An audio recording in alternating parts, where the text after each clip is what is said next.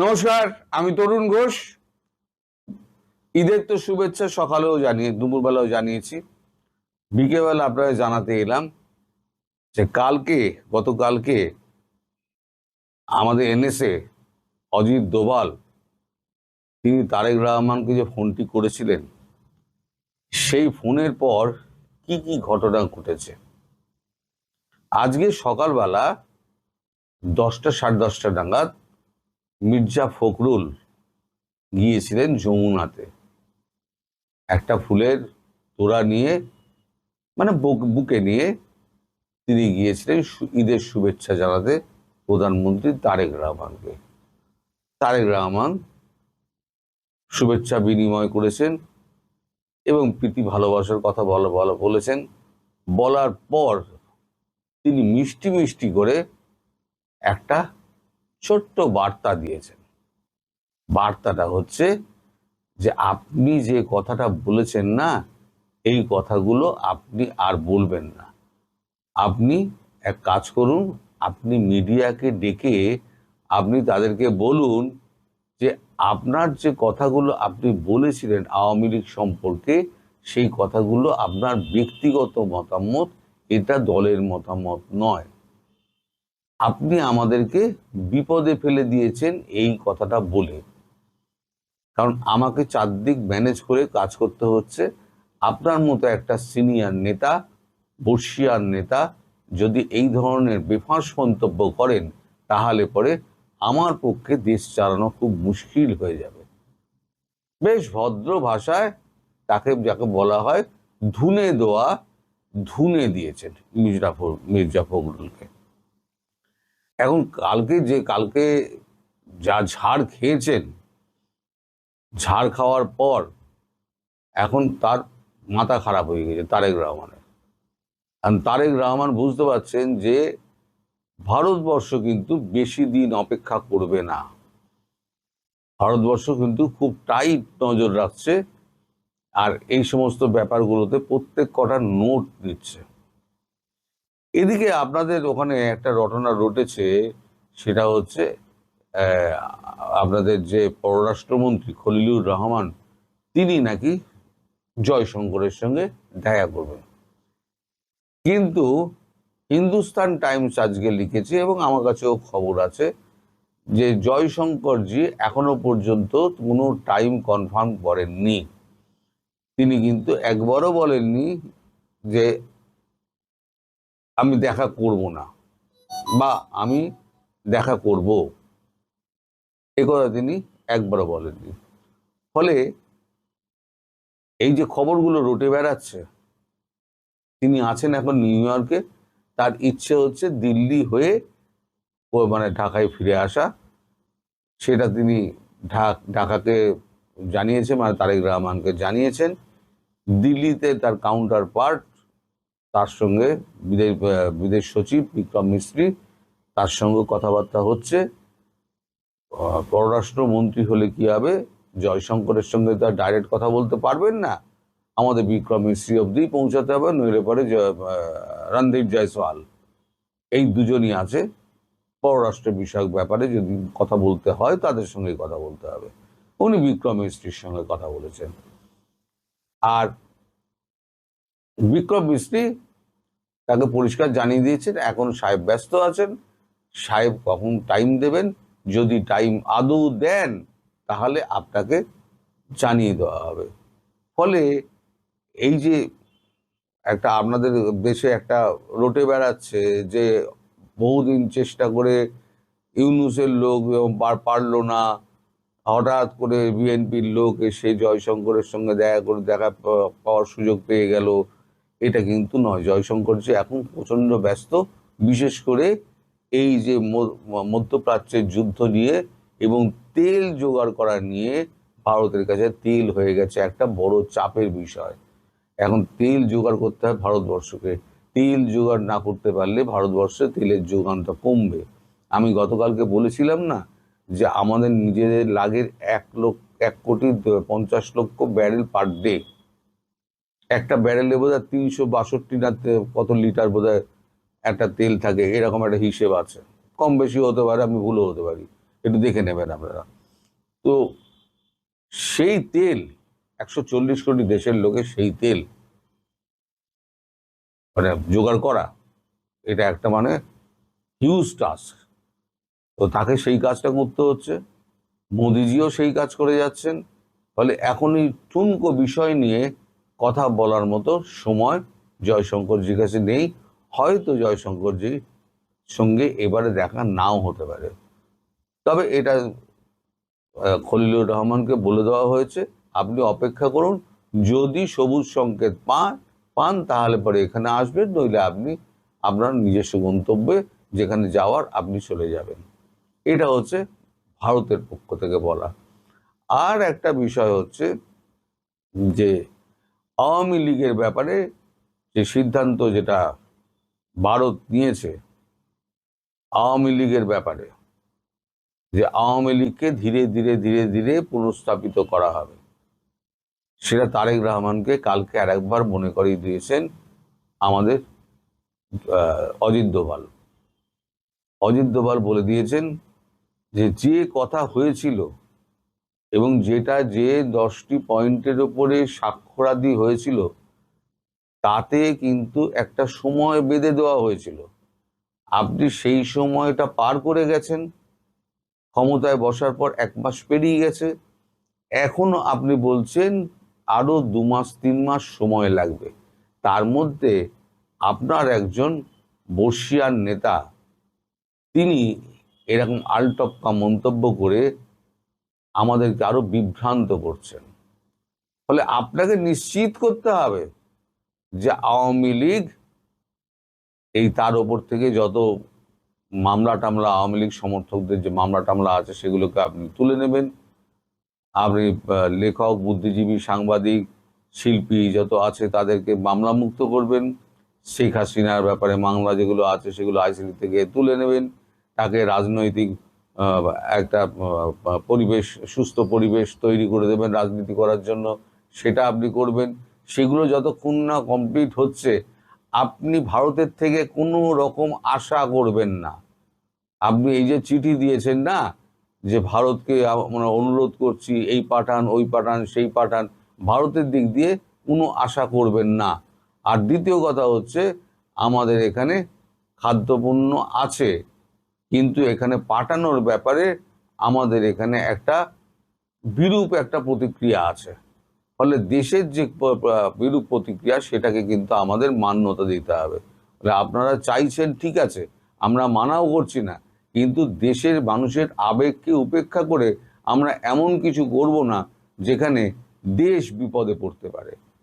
কারণ বিজেপি জানে সামনে নির্বাচন, 5টি রাজ্যের নির্বাচন এবং একটি পুদুচেরি এবং কেন্দ্রশাসিত অঞ্চল, সেখানে নির্বাচন। সেটা হচ্ছে 9 তারিখে পুদুচেরি আছে, তারপরে হচ্ছে 23 তারিখ হচ্ছে সাউথের গুলো আছে, আর 29 তারিখ হচ্ছে ওয়েস্ট বেঙ্গল সহ আর 2টো দেশ রাজ্যের মধ্যে আছে।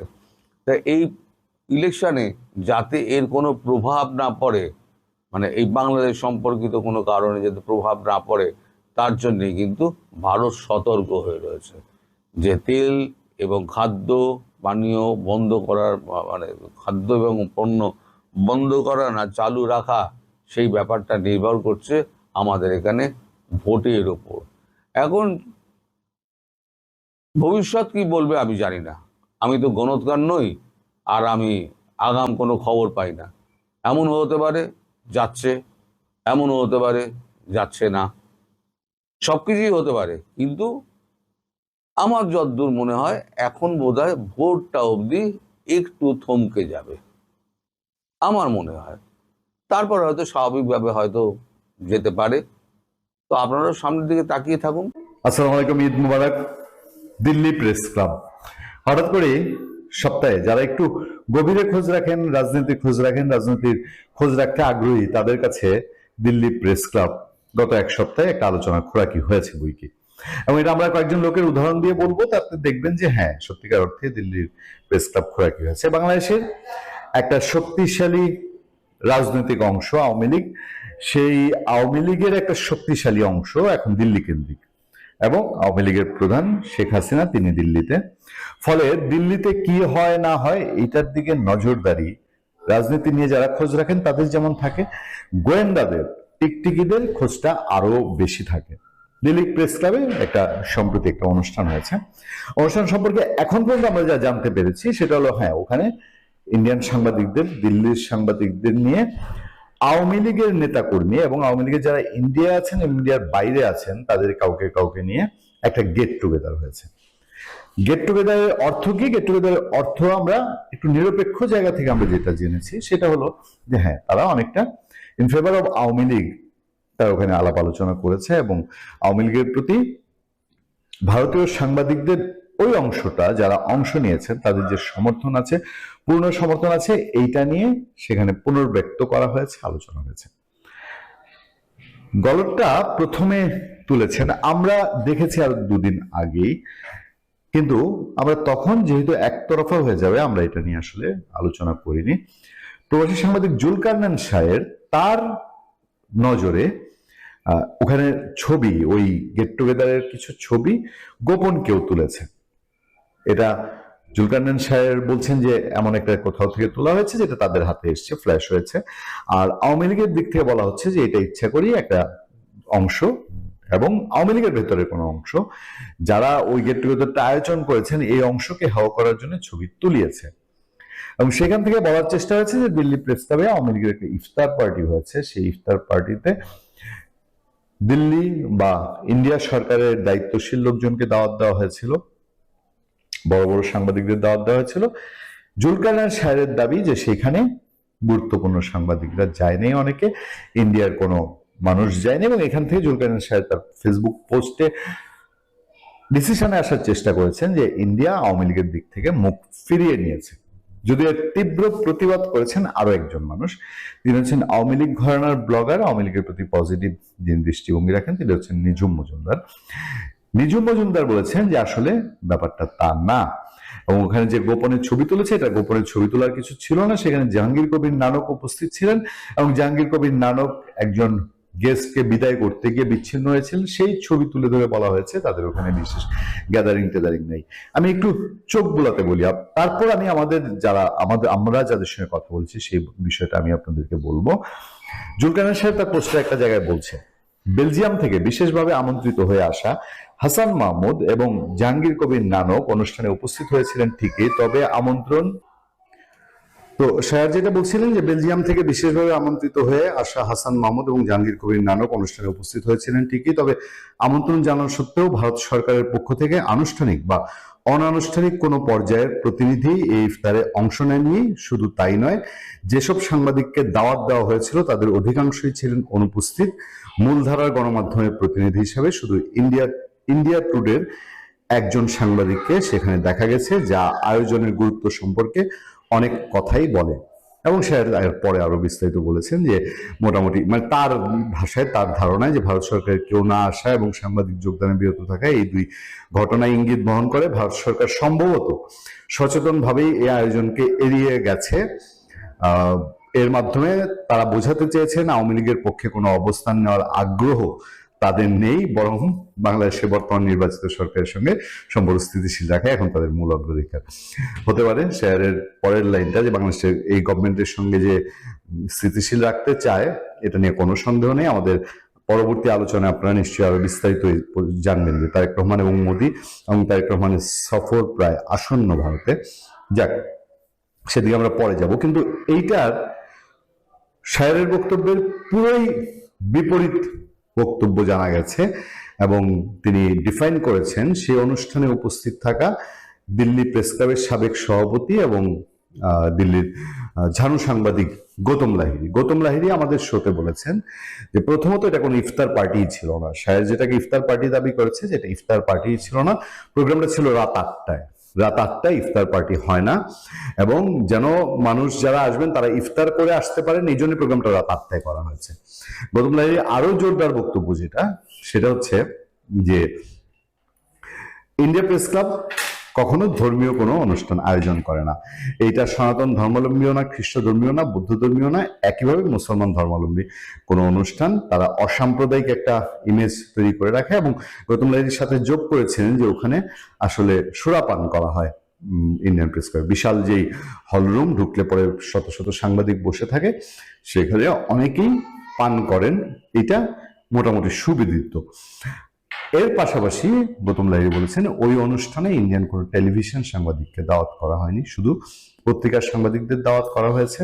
ফলে ইন্ডিয়া টুডের সাংবাদিক আসা সম্পর্কে শায়ের যেটা বলেছেন যে ইন্ডিয়া টুডে একটি টেলিভিশন চ্যানেল, ফলে তাকে আমন্ত্রণ জানানোর বিষয় নেই। এর বাইরে যারা থাকার তারা সবাই সেখানে উপস্থিত ছিলেন। এই জুলকারনাইন শায়েরের বক্তব্য যে আমরা কেন আজকে তুলেছি, একে তো গৌতম লাহিড়ী বলছেন সোশ্যাল মিডিয়া আলাপ হয়েছে, পাশাপাশি আওয়ামী লীগ ঘরানার ব্লগার নিঝুম মজুমদার তিনি এটাকে খুব শক্তভাবে ডিফাইন করেছেন। নিঝুম মজুমদার যে কথাগুলো বলছেন তার মধ্যে গুরুত্বপূর্ণ হলো press club of India Delhi এইখানে 13 মার্চের একটি কথিত মিটিং ঘিরে জুলকারনাইন শায়ের একটি লেখা লিখেছেন, যেখানে তিনি লাইনে লাইনে ভুল তথ্য দিয়েছেন। সবচেয়ে বড় ভুল তথ্য দিয়েছেন মাননীয় পররাষ্ট্রমন্ত্রী, তারা এখন তাকে মন্ত্রী মনে করেন, হাসান মাহমুদকে নিয়ে, যিনি এখানে ছিলেনই না। হাসান মাহমুদ ওই অনুষ্ঠানে ছিলেনই না, কিন্তু জুলকারনাইন শায়ের বলেছেন যে সেখানে হাসান মাহমুদ ছিলেন। তবে একই সাথে এটা একটা ট্র্যাপও। কেন ট্র্যাপ সে বিষয়ে আমি কিছু বলবো না, সবকিছু বলার দরকার নাই, যারা বুঝবার তারা বুঝতেই হলো। তবে এদিন কি হয়েছিল আমি বলছি সে বিষয়ে। শাহের সাহেব দাবি করেছেন মাননীয় পররাষ্ট্রমন্ত্রী হাসান সাহেব এই দিল্লির সবাই ছিলেন। জানিয়ে রাখি এটা ভুল তথ্য, মন্ত্রী মহোদয় ভারতে নেই, অন্য দেশে রয়েছেন। বাংলাদেশ আওয়ামী লীগের দুজন শীর্ষস্থানীয় নেতা দিল্লিতে এসেছিলেন, যেমনটা তারা অন্য সময়ে আসেন। এখানে লুকোছাপার একদম কিছু নেই। তাদের এইবারের সফরের একটা সেগমেন্ট ছিল ভারতীয় সাংবাদিকদের সাথে বসা, সৌজন্য সাক্ষাৎ, কুশলাদি বিনিময় ইত্যাদি। এই প্রোগ্রামে অ্যারেঞ্জ ছিল এই প্রেস ক্লাবের লাউঞ্জে। আমন্ত্রিত সাংবাদিকরা সবাই এসেছেন, তবে কেউ কেউ আগে ভাগে চলে গেছেন, কেউ একটু পরে এসেছেন, এমন ছিল। সেখানে বাংলাদেশ আওয়ামী লীগের দুজন নেতা ছাড়াও আমাদের আরো কয়েকজন ভাই ব্রাদার ছিলেন, নাম জানার দরকার নেই। প্রেস ক্লাব অফ ইন্ডিয়াতে আপনি যদি কখনো যান, আপনি দেখবেন ঢুকতেই হাতের বামে শত শত সাংবাদিক বসে থাকেন, আড্ডা দেন, পান করেন, গল্প করেন। সেখানে নানকের ঘটনাটি তিনি তুলে ধরেছেন। এই হচ্ছে দুই দিককার ডিবেট। একদল বলছে যে ইন্ডিয়া একেবারেই উড়িয়ে দিয়েছে আওয়ামী লীগকে, আর পাত্তা দেয় না। আমার একটা ছোট প্রশ্ন, ইন্ডিয়া যদি আওয়ামী লীগকে পাত্তা না দিত, আওয়ামী লীগের লোকজন কি এখন ইন্ডিয়ায় থাকতে পারে? আর সাংবাদিক গৌতম লাহিড়ী বারবার বলছেন যে ইন্ডিয়া এখনো এই সরকারের সঙ্গে সর্বাত্মক কাজ করতে চায়, সরকারকে সর্বোচ্চ সহযোগিতা দিতে চায়, এবং তারেক রহমানের প্রতি ইন্ডিয়ার আকণ্ঠ সমর্থন রয়েছে। কিন্তু তারা এটাও চায় যে আওয়ামী লীগ রাজনীতিতে ফিরে আসুক, এই বিএনপির সময়ে আওয়ামী লীগ রাজনীতিতে থাকুক। ফলে ইন্ডিয়া একেবারে আওয়ামী লীগ থেকে মুখ ফিরিয়ে নিয়েছে, এই কথাটা নিয়ে সম্ভবত একমত হওয়ার সুযোগ নেই। আপনি তো শুনেছেন যে ওই যে গিদর ফারুকি নাকি সরোর ফারুকি বলেছে যে তারেক রহমানের মধ্যে তার পিতার ছাপ দেখতে পাচ্ছে, তিনি জিয়ার পথে এগোচ্ছেন। তো তিনি তো জিয়ার পথে যদি এগোতে থাকেন তাহলে তার ইউনুসের না, তিনি তার পিতার পথেই হাঁটতেছেন। বাংলাদেশের মুক্তিযুদ্ধের পক্ষে শক্তিকে টুটি চেপে ধরবেন, আর রাজাকার আলবদরদের তিনি ছেড়ে দিবেন, মাঠে ছেড়ে দিবেন, খোলা মাঠে। সেটা তিনি করে যাচ্ছেন। এটা ইউনুসের বর্ধিত না, এটা তারেক রহমানের তার পিতারই বর্ধিত অংশ। তার মধ্যে একটু বোনাস হিসেবে ইউনুসের ছোঁয়া তার গায়ে লেগে গেছে আর কি, চাচার ছোঁয়া তার গায়ে একটু লেগে গেছে। তো এটা ইউনুসের বর্ধিত বললে তাকে তার অন্যায়টাকে, তার অবিচারটাকে কম, মানে তাকে একটু ছাড় দেওয়া হয়। এইগুলো ব্যাখ্যা, এর মানে এই না, এর মানে মির্জা ফখরুল সাহেবের যে কথার ব্যাখ্যা তিনি বলে দিয়েছেন আওয়ামী লীগ নিষিদ্ধ। তা আওয়ামী লীগ নিষিদ্ধ হলে কাজ করবে কে? দেশের বাইরে কি আর ভিতরে কি? অর্থাৎ আপনি বলে দিয়েছেন, ধরেন এখন বলে দিল যে ফজলুর বাড়ির ইউটিউব চ্যানেল নিষিদ্ধ, তার মানে এখানে কি সকল কার্যক্রমই নিষিদ্ধ, সেটা আপনার দর্শকরাও নিষিদ্ধ, আলোচকরাও নিষিদ্ধ, আপনিও নিষিদ্ধ হয়ে যাবেন। এটার মানে তো এই না যে ফজলুর বাড়ি এখানে শুধু তাহলে ফরিদ আসবে না আর সবাই আসবে, তা তো বলে নাই। সরাসরি বলে দিয়েছে আওয়ামী লীগ নিষিদ্ধ ছিল, নিষিদ্ধ থাকবে। একটা রাজনৈতিক দল যখন নিষিদ্ধ থাকে তখন তার সকল কার্যক্রমে নিষিদ্ধ হয়ে যায় অটোমেটিক্যালি। এবং তিনি সেটা আবার প্রাউডলি বলেছেন। তিনি বলেন নাই, আমি বুঝতে পারলাম না, তিনি তো একটু কূটনৈতিক ভাষা ব্যবহার করতে পারতেন, তাতে মানে সাপও মারা যাইতো, লাঠিও ভাঙতো না। যেমন তিনি যদি বলতেন এটা আইন আদালতের বিষয়, তাহলেই কিন্তু আমরা এই সমালোচনা করার সুযোগ পেতাম না, তিনি কাজটাও করতে পারেন। অর্থাৎ শকুনে যখন মরা খায় আমাদের আঞ্চলিক ভাষায় আছে যে শকুনে মরা গেলে পাখা আউল মানে ঢেকে খায়। কিন্তু কিছু কিছু মানুষ শকুনের চেয়েও যারা খারাপ তারা ঢেকে খান, এমনি খাওয়া শুরু করে। তো মির্জা ফখরুল সাহেব শকুনের কাছ থেকে বুদ্ধি নেন না যে ঢেকে ঢুকে খেতে হয়, তিনি প্রকাশ্য খাওয়া শুরু করেছেন মৃত সব দেহ। কিভাবে? তিনি যদি বলতেন এটা আদালতের ব্যাপার, এটা আদালতে তারা যাবে, গেলে বোঝা যাবে, আদালত সেটা দেখবে, তাহলে কিন্তু মির্জা ফখরুলের ঘাড়ে কোনো কাঁটা লাগতো না, রাজহাঁসের মতো তিনি ময়লার ভেতর থেকে বেরোয় যেতে পারতেন। কিন্তু এখন তিনি স্পষ্টই বলে দিয়েছেন যে নিষিদ্ধ থাকবে, অর্থাৎ তিনি আদালতের ঊর্ধ্বে হয়ে গেছেন, কোর্টের ঊর্ধ্বে গেছেন, সংবিধানের ঊর্ধ্বে গেছেন। এটা আদালতের বিষয়। মির্জা ফখরুল সাহেব কিভাবে বলে নিষিদ্ধ আছে, নিষিদ্ধ থাকবে, এটা বলার কি তার অধিকার আছে? এটা কি কেউ বলতে পারে? এটা তো আইন আদালতের বিষয়। তার মানে বোঝা গেল সেই নির্বাহী আদেশ যে দিয়েছে তার সাথে তারা একমত। তারাও চাচ্ছে ইউনূসের মতো, তারাও চাচ্ছে জামাতের মতো, তারাও চাচ্ছে খালি মাঠে গোল দিবে ওই খালার স্বামী আর মায়ের স্বামী, এরাই মাঠে থাকবে, আর কেউ থাকবে না। বিষয়টা এরকম আর কি, মিলকে জুলকে আরে থাকবে, অর্থাৎ আওয়ামী লীগ ছাড়া সবাই থাকবে, শুধু আওয়ামী লীগ থাকবে না। কিন্তু অত্তনালী তো দেশের না, বাংলাদেশ আওয়ামী লীগ তো মির্জা ফখরুল সাহেবের দয়ার উপর নির্ভর করে না। মানে তিনি এই যে চখারা জাকারের সওয়ালের কথাই তো আর বাংলাদেশ আওয়ামী লীগ চলবে না। বাংলাদেশ আওয়ামী লীগ আইয়ুব খানের কথাই চলে নাই, টিক্কা খানের কথাই চলে নাই, বাংলাদেশ আওয়ামী লীগ ভুট্টোর কথাই চলে নাই, বাংলাদেশ আওয়ামী লীগ বুঝি চোখা রাজাকারের সওয়ালের কথাই চলবে। বাংলাদেশ আওয়ামী লীগ জানে তার কি করতে হবে। বরং তিনি এটা বলে তিনি তার নিজের দলের জন্য অদূর ভবিষ্যতে তার দলের জন্য বিপদ ডেকে আনলেন, এটা আমি নিশ্চিত। তিনি হয়তো তার বয়স বেশি, তিনি হয়তো মারা যাবেন, দেখে যেতে পারবেন কিনা জানি না, আমি দোয়া করি তিনি একটু বেঁচে থাকেন, তার আয়ু দীর্ঘ হোক। তিনি তার কথার এই যে কথাটা তিনি বললেন তার প্রতিক্রিয়া কি হয় সেটা একটু তিনি দেখে তারপর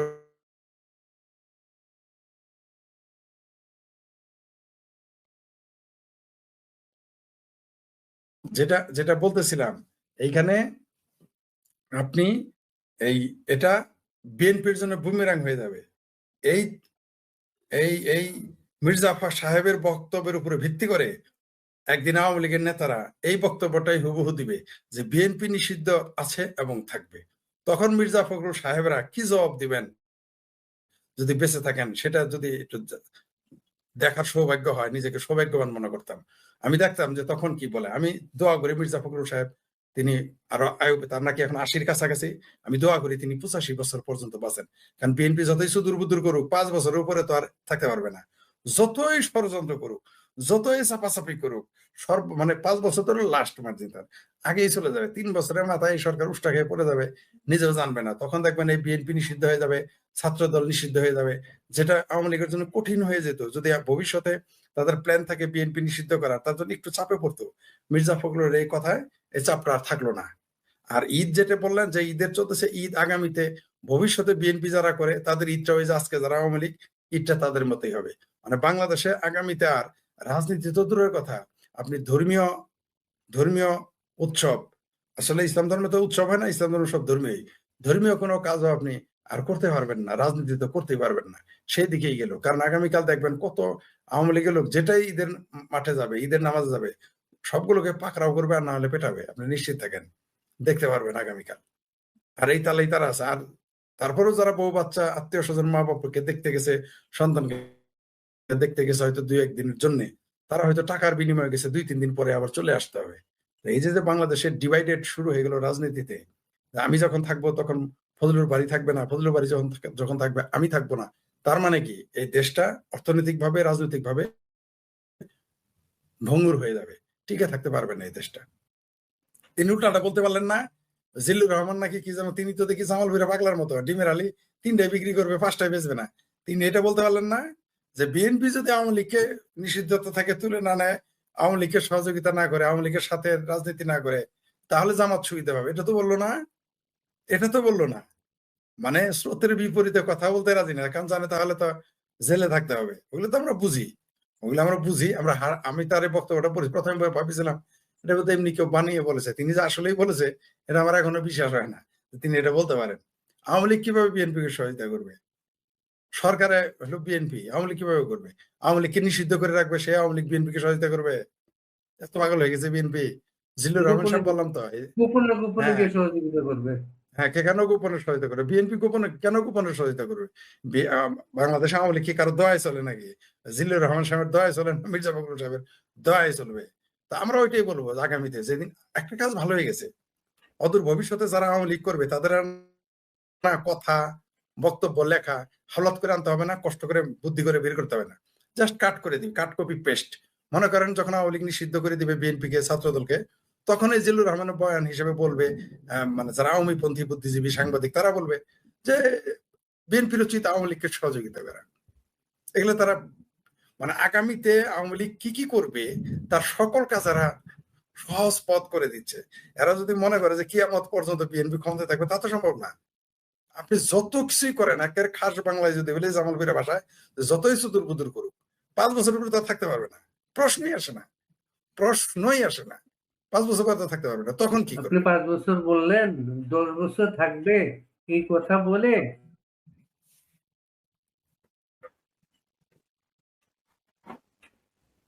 কারা থাকবে 10 বছর? বিএনপি? ডক্টর জাহিদুর রহমান, ডক্টর জাহিদুর রহমান বিএনপি খুব স্বাভাবিকভাবে 10 বছর থাকবে, এই বক্তব্য দেওয়ার পর উনি উপদেষ্টা হয়ে গেছেন। কিন্তু এখন উনি এই কথা বলে তো উপদেষ্টা হয়েছে, তাহলে আমার তো মহা উপদেষ্টা বানানোর দরকার আওয়ামী লীগের। আমি তো মনে করি যে যখন তখন উষ্টা খায় পড়ে যাবে এই সরকার। শুনেন, তেলবাজি করতে করতে যে হইতে পারবে না মেম্বার, যে এলাকায় মেম্বার হইতে পারবে না, সে এখন প্রতিমন্ত্রী মর্যাদা পেয়ে গেছে। তো এরা তো এখন বলবেই। বিএনপির উনি তো 10 বছর বলছে, বিএনপির কেউ কেউ আমার বলছে 20 বছর আর আওয়ামী লীগ ফিরবে না। আমি বললাম 3 বছরের মধ্যে যেন কান্নাকাটি শুরু করেন না। আমরা কত কান্নাকাটি করবেন, আমার কত ফোন দিবেন, ফরিদ কই পালামু? কারণ বিএনপি কোথায় পালাবে? ভারত ছাড়া তোর জায়গা নাই। চাপা যতই মারুক, ভারত বিরোধিতা যতই কারুক, 10 দিন জানে সরকার ডিজেলের জন্য যাইতে হয়েছে, 15 দিন যায় নাই সরকারের চাউলের জন্য 15,000 মেট্রিক টন চাউল নিতে হয়েছে। মানে কোন অবস্থাতে আপনি ভারত ছাড়া এদের পালায়, কিন্তু ভারত তো না আমারই ফোন করবে। বলছি তাকে যে আপনারা কিন্তু 3 বছরের মধ্যে আমারে ফোন করবেন, পরে পালামো কেমনে ভারতে গিয়ে? আপনারা বলছেন না যে আমি ভারতে পালাইছি, যদি আমি ভারতে আসি না কই আছি, ওইটা যারা আপনারা আমাদের কাছের তারা জানেন আমি কোথায় আছি। তো এরা পালাবে তখন, এই ভারতেই পালাইতে হবে তাদের। পালানো ছাড়া তাদের জায়গা নাই, ওটা আমরা জানি। ওই তারপরে বলবে যে এটা এটা তো ভাবিনি, এটা তো বুঝছিলাম না। বুঝতে পারছেন? এরাই বলবে, এরাই দেখবেন তখন নিজেরাই কত বিএনপির ভুল ধরবে, এটা হয়েছে ওইটা হয়েছে। এরা এই এই জাহেদুর, যেটাকে আমি পেতিপাড়া বলি আর কি আমাদের এলাকায়, মানে সবচাইতে পেতিপাড়া কেন বলে ওটা ব্যাখ্যা করলাম না। তো আমাদের এই পেতিপাড়া যে আছে জাহিদুর রহমান, এরাই একদিন বলবে যে আওয়ামী লীগকে নিষিদ্ধ করা ভুল ছিল। এটা তারা বুঝতে পারবে, এরাই বলবে। আপনি দেখবেন যে আওয়ামী লীগের নিষিদ্ধতা তুলে না নেওয়া, আওয়ামী লীগের উপরে ইউনূস সরকারের পরও নির্যাতন নিপীড়ন জারি রাখা, এটা বিএনপির জন্য ভুল হয়েছিল। এই জাহিদুর রহমানরাই বলবে আপনি নিশ্চিত থাকেন, ক্ষমতা থাকলে কত কিছু বলা যায়, কত কিছু করা যায়। ক্ষমতা যখন থাকবে না, তখন আমরা দেখবো কে কত কথা বলে। আমরা তো তাও কথা বলে যাইতেছি, এদের মুখে শক্তিও থাকবে না তখন, ওগুলো আমরা জানি। কারণ পাকিস্তান তো জায়গা দিবে না, যতই একটা পাকিস্তান প্রেমে মুগ্ধ থাকুক। মন্ত্রিত্বের সাথে একটা জি। ফাউল টক, এটাকে অঙ্গাঙ্গের শব্দ হয়েছে মন্ত্রী ফাউল টক, নতুবা এই যে আমার মানুষ ক্রাইসিসে আছে, মানুষ গাড়ি পাচ্ছে না, মানুষ মানে তার ন্যায্য দামে যেতে পারছে না, 1000 টাকা যাচ্ছে ভাড়া, মন্ত্রী বলেই যাচ্ছেন। এগুলো অপপ্রচার। কেউ কিন্তু বেশি টাকা নেয় নাই। আবার মন্ত্রণালয় বলছে যে এরকম যারা বেশি ভাড়া নিয়েছে তাদের ভাড়া ফেরত দেওয়া হচ্ছে। তো মন্ত্রী বলছে বেশি ভাড়া নেয় নাই, কোনটা ঠিক তাহলে? এখন তাদের কথাতেই তারা ঠিক নাই, আমরা কি বলবো? মানে তাদের নিজেদের সাক্ষী, অত বাপের সাক্ষীতে পোলা হইলো বাটপার, আর পোলার সাক্ষীতে বাপ হইলো বাটপার। এখন আমরা কোন দিকে? তারাই তো বলতেছে। শুধু তাই না, মন্ত্রী তো 2 ধরনের কথা বলছে। মন্ত্রী প্রথম দিন বলছে, সেতু মন্ত্রী নাকি, এই যে যিনি মুসলেখা প্রতিমন্ত্রী, তিনি বলেছিলেন, যোগাযোগ মন্ত্রী বলেছিলেন যে কেউ বেশি ভাড়া নিচ্ছে না। পরের দিনই তিনি বলেছেন যে কেউ কেউ খুশি হয়ে 100, 200, 300 টাকা বেশি দিচ্ছে। কথা কি এক হইলো? এ তো মন্ত্রীর কথা। আবার তার যে প্রতিমন্ত্রী আছে, তার যে সারিন্দা আছে একটা সহকারী, মানে প্রতিমন্ত্রী আছে, যোগাযোগ প্রতিমন্ত্রী, তিনি তো আরো 2 কদম আগে নিকেল গিয়া যাত্রী কল্যাণ সমিতির কথা ভুয়া, এই নামে নাকি কোনো সংগঠনই নাই। এরা কখন যে কি বলে নিজেই তো জানে না। টিভিতে, ইউটিউবে, ফেসবুকে খুললেই তো দেখা যাইতেছে কে কত বেশি দিয়ে যাচ্ছে, কিভাবে যাচ্ছে। একটা রেলের টিকিট যেটার দাম 500, সেটা 990 টাকা দিয়ে কিনছে, টিভিতে সে সাক্ষাৎকার দিতেছে। এখন কেউ যদি মানে চোখ থাকিতে অন্ধ হয় আমরা কিভাবে ফেরাবো? কেউ যদি কান থাকিতেও ঠসার অভিনয় করে আমাদের কিছু করার নাই তো। কিন্তু মানুষ তো এগুলো দেখতেছে আর হাসতেছে। এই মন্ত্রী ক্ষমতায় যখন থাকে তার আশেপাশে যে চামচেরা থাকে, আমি বুঝি না মন্ত্রী কি তিনি যেখানে মন্তব্য করেছেন, কমেন্টস করেছেন সেই সংবাদের নিচে কি, কি মানুষ লেখে? একটু তার পড়া উচিত, একটু শোনা উচিত। তাহলে না আকল হইতো। কিন্তু তিনি তো ওই যে পিঠে বেঁধেছি কুলো, পিঠে কুলো কুলো বেঁধে যদি আপনি চলতে থাকেন তাহলে তো আর আপনার থুতু দিলে পিটাইলে তো আর কিছু হবে না।